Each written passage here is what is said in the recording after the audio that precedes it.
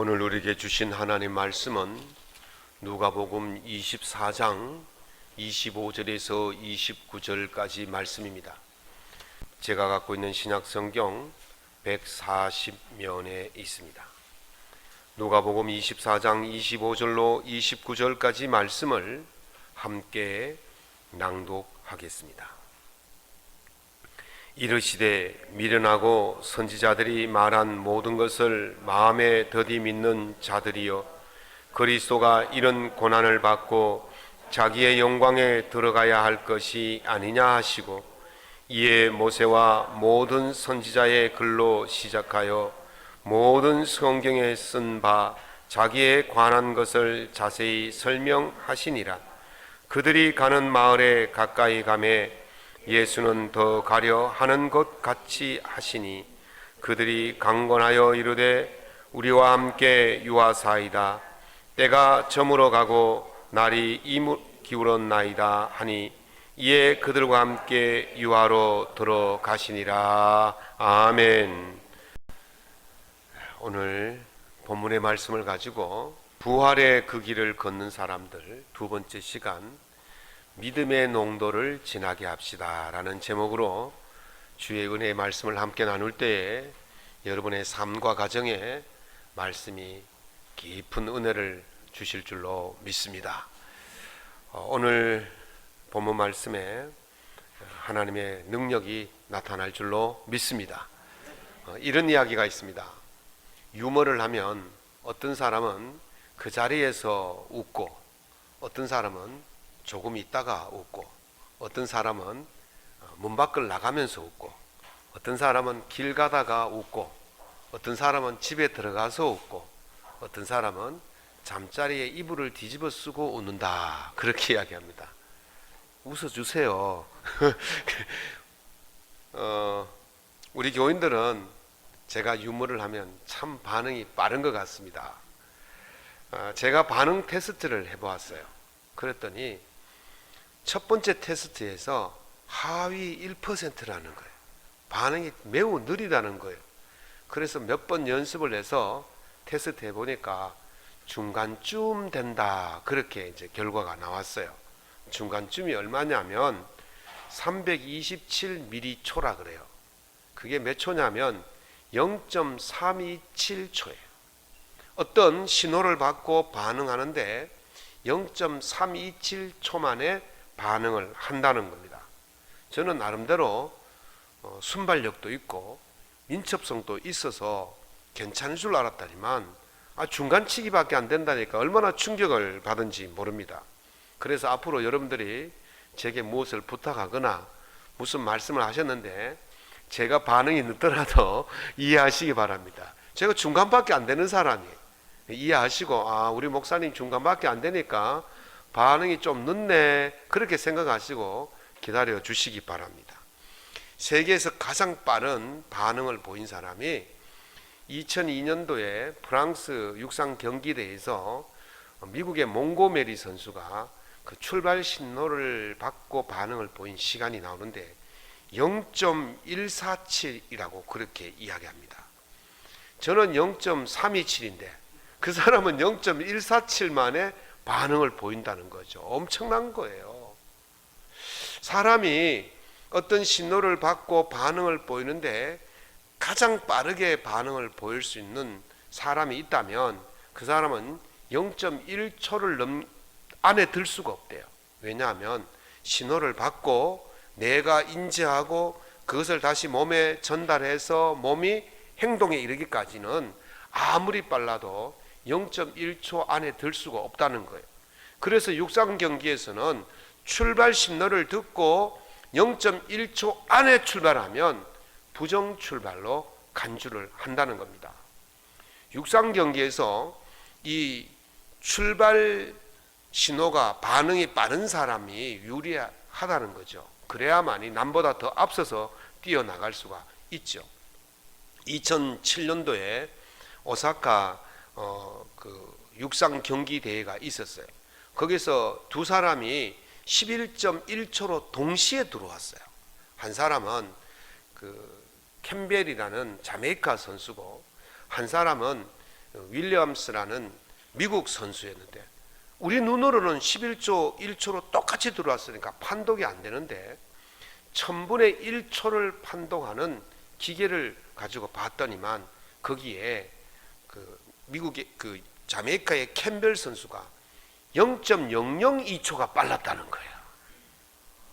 그걸 잡아내는 거예요. 1000분의 1초니까. 그래가지고 그 미국의 캠벨 선수가 우승을 한 기록이, 자메이카의 캠벨 선수가 우승한 기록이 있어요.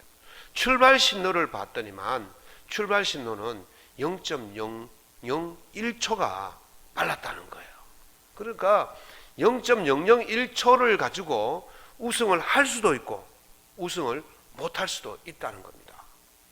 우리가 그 안전의 세계도 마찬가지입니다. 자동차를 몰고 가다가 급작스러운 일이 생겼을 때 반응을 얼마나 빨리 하느냐에 따라서 사고가 줄일 수도 있고 크게 날 수도 있는 거예요. 어떤 위험한 일을 닥쳤을 때 빨리 반응을 하면 안전해질 수도 있고 그렇지 못할 수도 있다는 것입니다. 믿음의 세계도 마찬가지입니다. 우리가 믿음의 반응을 얼마나 빨리 하냐에 따라서 우리가 은혜를 더 빨리 받느냐, 그렇지 못할 수도 있다는 것입니다. 지난주 반응을 결정짓는 속도에 대해서 말씀을 드렸어요. 반응을 결정짓는 속도를 결정짓는 4가지 요인이 있다고 말씀을 드렸죠. 그래서 첫 번째 요인이 활성화 에너지가 낮아야 한다 그랬어요. 기억 뭐 하십니까? 네, 감사합니다. 네, 기억을 못 하셔요. 제가 또 해도 괜찮죠. 제가 설교 준비하는데 얼마나 힘든지 모릅니다. 했던 말 안 하려고 얼마나 조절을 많이 해야 되는데 못 기억하시니까 또 해도 괜찮아요. 열 활성화 에너지가 낮아야 돼요. 활성화 에너지를 제가 뭐라 그랬습니까? 우리의 고집이라 그랬어요. 예수님과 우리가 부딪혔을 때 내 고집이 낮아야만이 예수님께 빠른 반응을 보내서 은혜의 속에 빨리 들어갈 수 있다고 말씀을 드렸어요. 내 고집이 높으면 예수님과 부딪혔을 때 반응이 느려져서 은혜의 속에 들어갈 수가 없다고 그렇게 말씀을 드렸어요. 오늘은 이 반응 속도를 결정짓는 두 번째 요인이 뭐냐 하면 바로 농도예요. 농도. 그래서 오늘은 이 믿음의 농도를 진하게 하는 것이 우리가 은혜 속에 빨리 들어갈 수 있다는 것을 말씀드리려고 합니다. 그러면 이 믿음의 농도를 진하게 하려면 어떻게 해야 되느냐? 첫 번째는 두 마음을 품지 말아야 됩니다. 이탈리아에는요, 커피는 인권과 같다 그렇게 말을 합니다. 그래서 감옥에 있는 재소자들에게도 매일 아침 그 커피를 제공한대요. 우리가 먹는 그 아메리카노도 아니고 달달이 커피도 아니고 오리지널 그 커피 원액을 제공한다는 거예요. 그걸 뭐라 그러죠? 전문가 여기 계시는데 에스프레소라 그러죠. 에스프레소는요, 그거 한 잔 마시면요 정말 정신이 번쩍 들 정도로 그 세고 강하고 진한 그 커피입니다. 그래서 이 재소자들에게 그 커피를 전해주지 않으면 인권 유린이라는 거예요. 그 재소자들이지만 커피를 마셔야 인권을 지킬 수 있다. 그래서 그 재소자들에게도 아침에 에스프레소 한 잔씩을 준다는 것이죠. 지방에는요, 에스프레소 내리는 그 모카포트라는 주전자가 있어요. 그 주전자가 어떻게 생겼냐면요, 제일 밑에는 물을 넣고 그 중간에는 커피 원두를 분쇄해서 넣은 가루를 넣는 채반이 있고 제일 위에는 추출액을 넣는 그 공간이 있어요. 그래서 이것을 본래 이름은요, 그 스토브 탑 에스프레소라 그래요. 그 스토브란 말은 불이란 말이에요. 그 가스레인지란 말이에요. 가스레인지 위에서 뽑아내는 커피라는 그런 뜻이 있어요. 그래서 이걸 가스레인지 위에 딱 올려놓으면요, 물이 끓잖아요. 물이 끓으면 요 수증기가 커피를 머금고 위로 올라가서 제일 위에서 이게 모여요. 그러면 새카만 커피가 나와요. 그걸 한 잔 먹으면요 정신이 번쩍 듭니다. 얼마나 진한지 모릅니다. 여러분들은 그거 마시면요 못 마실 거예요. 저도 몇 번 해먹다가요, 아이고 너무 진해서 지금 잘 안 해먹고 있어요. 그런데 이 모카포트를 분리에 올려넣어서 그렇게 추출해서 나오는 액기스를 먹어야 진짜 커피가 되는 거예요. 진짜 농도가 진한 커피인데 우리는 거기다 뭘 탑니까? 물을 타면 뭐가 됩니까? 아메리카노가 되는 거예요. 거기다가 우유를 타면 카페라테가 되는 거예요. 그러면요 진짜 커피의 맛이 사라지는 거죠. 물을 타거나 우유를 타면 커피의 농도가 옅어져서 진짜 커피의 맛을 누릴 수가 없게 되는 것입니다. 농도가 진할수록 커피를 진하게 먹는 거예요. 그래서 커피를 제대로 먹는 사람들은요 아메리카노 안 먹습니다. 커피 라떼 안 먹습니다. 뭘 먹어요? 에스프레소 이만한 잔에 주는 게 아닙니다. 에스프레소는요 정말 요만한 잔에다가 딱 주는 거예요. 그걸 햇바닥으로 홀짝홀짝 하면서 이렇게 마셔요. 진할수록 농도가 진할수록 본연의 맛이 나는 거예요. 믿음의 세계도 마찬가지예요. 믿음의 농도가 진할수록 은혜가 제대로 될 줄로 믿습니다. 신앙의 맛을 제대로 느끼려면 믿음의 농도가 진해야 되는 거예요. 예수님께서 마태복음 17장 20절에서 말씀하시기를 너희에게 믿음이 겨자씨 한 알만큼만 있어도 이 산을 명하여 여기서 저기로 옮기라 하면 옮겨질 것이요 너희가 못할 것이 없느니라. 아멘. 여기서 겨자씨 한 알만큼이라는 그 말은요 겨자씨의 크기를 말하는 게 아니에요. 질을 말하는 거예요. 농도를 말하는 거예요. 100% 겨자씨를 말하는 거예요. 100% 겨자씨가 땅에 심겨지면 어떻게 되겠습니까? 이게 싹이 나서 큰 나무가 된다고 그래요. 큰 나무가 되는 거예요. 100%일 때.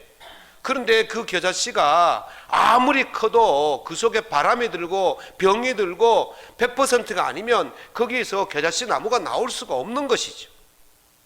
우리의 믿음의 농도가 100% 되어질 때에 산을 들어서 바다에 던지우라 하여도 나타날 것이고 그보다 더 큰 일도 하게 될 줄로 믿습니다. 100% 믿음이 있을 때에 그런 역사가 나타나는 것입니다. 병이 들린 아이를 예수님께 데려온 아버지가 예수님께 이렇게 말하죠. 무엇을 하실 수 있거든 우리를 불쌍히 여겨 도와주옵소서. 여기서 무엇을 할 수 있거든 이라는 말이 두 가지 부정적인 의미가 내포되어 있어요. 하나는 무엇을 이라는 말입니다. 방법을 이야기해요. 이미 이 아버지가 제자들에게 아이를 데려가서 고쳐달라고 했더니 제자들이 온갖 방법을 다 동원했는데도 고치지 못했어요. 그래서 당신은 어떤 방법을 써서 내 아이를 고치겠습니까? 라고 물어보는 거예요. 여러분 주님께 방법이 없겠습니까? 주님께서 못 고치실 일이 있겠습니까? 주님께서 고치시려면 얼마든지 고칩니다. 그러나 누구의 모습을 보고 고치십니까? 우리의 믿음을 보고 고치실 줄로 믿습니다. 우리가 예수님께 방법을 묻는 것은 의심을 가지고 묻는 거예요. 우리는 예수님께 방법을 묻는 것이 아니라 우리의 믿음을 내보여야 할 줄로 믿습니다. 두 번째는 할 수 있거든 이라는 말은요 능력을 이야기하는 거예요. 당신의 능력이 얼마나 됩니까? 당신을 이 아이를 고칠 수 있는 능력이 있습니까? 라고 묻는 거예요. 능력이 없으면 말고 능력이 있으면 고쳐주세요 이렇게 묻는 거예요. 그렇게 물으면 안 되는 거예요. 어떻게 못 됩니까? 당신은 무조건 하실 수 있습니다 라는 믿음을 내보여야 되는 거예요. 그렇게 의심을 가지고 나가는 거죠. 내가 믿음에 의심이란 것을 섞어버리면 믿음의 농도가 옅어져서 이것도 아니고 저것도 아닌 아무런 기적도 일어나지 않는 그런 것이 되는 것입니다. 그러므로 오늘 야고보 사도는 우리에게 1장 6절 8절에서 오직 믿음으로 구하고 조금 더 의심하지 말라 그랬어요. 구하고 의심을 하는 자는 마치 바람에 밀리는 파도와 같다 그렇게 말합니다. 그래서 구한 것을 얻지 못한다. 이 사람은 두 마음을 품어 정함이 없는 자라 그랬어요. 두 마음을 품으니까 믿음에다가 의심을 섞어버리니까 옅어져 버리니까 아무것도 일어날 수가 없는 것입니다. 여러분의 믿음에 의심을 섞으면 믿음의 농도가 옅어져서 아무런 일도 일어나지 않는 것입니다. 그래서 주님께서 하신 말씀이 할 수 있거든이 무슨 말이냐. 믿는 자에게는 능치 못함이 없느니라. 아멘. 이렇게 가야 되는 거예요. 방법과 능력이 아니라 믿음으로 모든 일이 이루어지게 될 줄로 믿습니다. 엠마오로 가는 두 제자의 상태가 어떤 상태냐? 바로 그들의 믿음에 이 의심이 희석되어져 있는 그런 믿음의 농도가 옅어져 있는 그런 상태였습니다. 그들은 예수님을 이렇게 말하죠. 나사렛 예수의 일이니. 이것이 오늘 24장 19절에 나오는 말씀인데요. 나사렛 예수의 일이니 그는 하나님과 모든 백성 앞에서 말과 일에 능하신 선지자이거늘 그랬어요. 자, 예수님을 누구였습니까? 간혹 도마라든지 베드로는 예수님을 뭐라 그랬습니까? 주는 그리스도시요 살아계신 하나님의 아들입니다 그랬어요. 주님이 누구라고요? 구원자예요. 주님이 누구라고요? 하나님의 아들이에요. 이 고백은 주님을 신으로 보는 거예요. 하나님으로 보는 거죠. 그런데 지금 엠마오로 가는 두 제자가 뭐랍니까? 나사렛 예수의 일이다 그랬어요. 그는 선지자라 그랬어요. 그리스도로 보지 않았습니다. 하나님의 아들로 보지 않았습니다. 나사렛 예수란 말은 그냥 인간 사람이라는 거예요. 사람이라는 거예요. 선지자라는 말은 그냥 뛰어난 사람이라는 말이에요. 이 속에 이 말은요, 예수님을 하나님으로 믿지 않는 거예요. 이것은요, 믿지 않는 사람들의 이야기와 동일해요. 예수님께서 나다네엘을 만났을 때 나다네엘이 예수님을 만나기 전에 친구가 전도를 했잖아요. 그때 뭐라고 말했습니까? 나사렛에서 무슨 선한 것이 날 수 있느냐 그렇게 얘기했어요. 믿지 않을 때, 예수님을 믿지 않을 때는 예수님을 그저 평범한 사람으로 보았던 거죠. 예수님께서 나사렛에 가서 해당에서 말씀을 전할 때 나사렛 사람들이 예수님을 뭐라 그랬냐면 마리아의 아들 목수가 아니냐 그랬어요. 또 어떤 성경에 보면 이 사람이 요셉의 아들이 아니냐 그랬어요. 예수님을 하나님의 아들로 보지 않았다는 거예요. 지금 일반 사람들의 말이나 엠마오 두 제자의 말이나 똑같은 거예요. 엠마오 제자들이 3년 동안 예수님을 따라다니면서 예수님께 많은 것을 보고 배웠어요. 그런데 예수님을 메시아로 보지 않았다는 거예요. 인류를 구원할 메시아로 보지 않았다는 거예요. 하나님의 아들로 보지 않았다는 것입니다. 그냥 평범한 선지자로 생각했다는 거죠. 완전한 믿음을 가질 수가 없었다는 것입니다.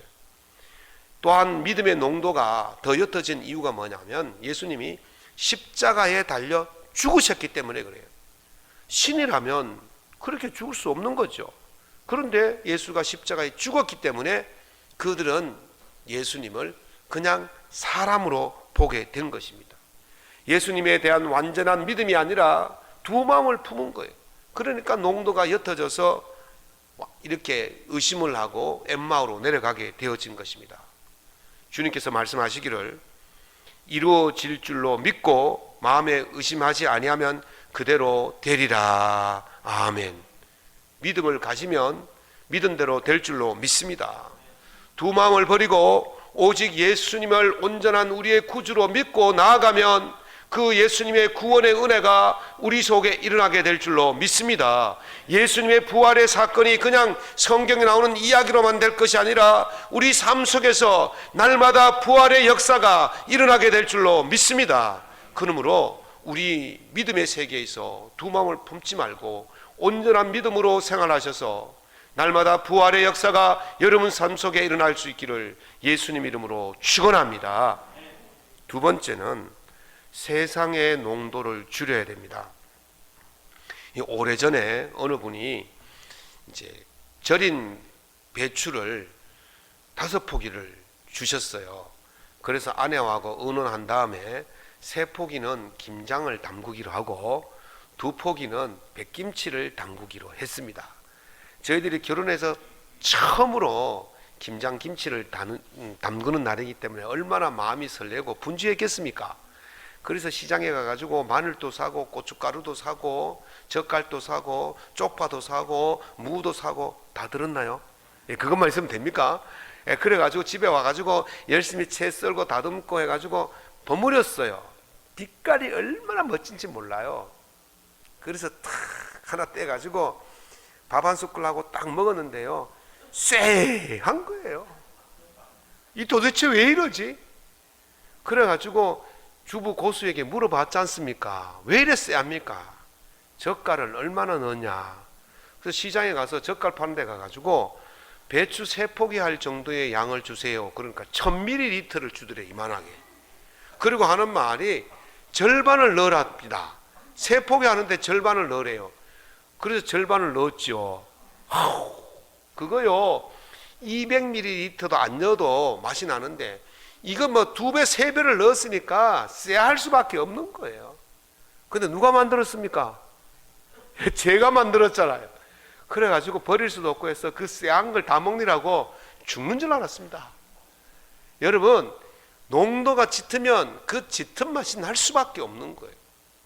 우리가 세상의 농도가 짙어지면 죄의 농도가 짙어지게 되어지고, 죄의 농도가 짙어지게 되어지면 죄의 사람으로 살아갈 수밖에 없는 것입니다.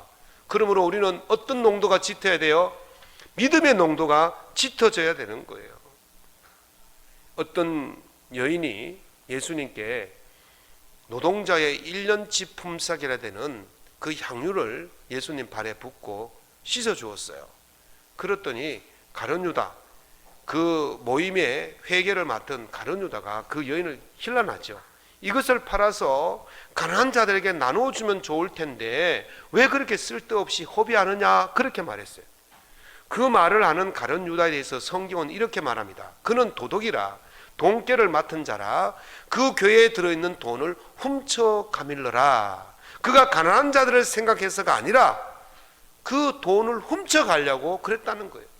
예수님께서 가룟 유다를 처음 택하실 때에 그놈이 나쁜 놈인 줄 알고 택했습니까? 가능성을 보고 택했어요. 저 아이도 배우고 가르치고 훈련받으면 선한 사람이 될 수 있을 거라고 생각했을 수도 있었어요. 그런데 무엇을 맡았습니까? 돈계를 맡으니까 거기에 욕심이 생긴 거예요. 세상으로 욕심이 가기 시작한 거예요. 그랬더니 문제를 일으키기 시작한 것입니다. 바울 사도는 이렇게 디모데후서 4장 10절에서 말씀하십니다. 대만은 이 세상을 사랑하여 나를 버리고 데살로니가로 갔고, 세상을 사랑하면 세상의 농도가 짙어질 수밖에 없고, 세상의 농도가 짙어지면 세상으로 갈 수밖에 없는 거예요. 그러나 믿음의 농도가 짙어지면 믿음의 세계로 들어갈 줄로 믿습니다.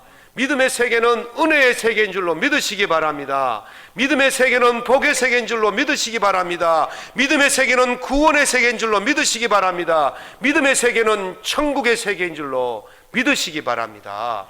우리가 믿음의 농도를 진하게 할수록 그런 은혜의 세계로 들어가게 되는 것입니다.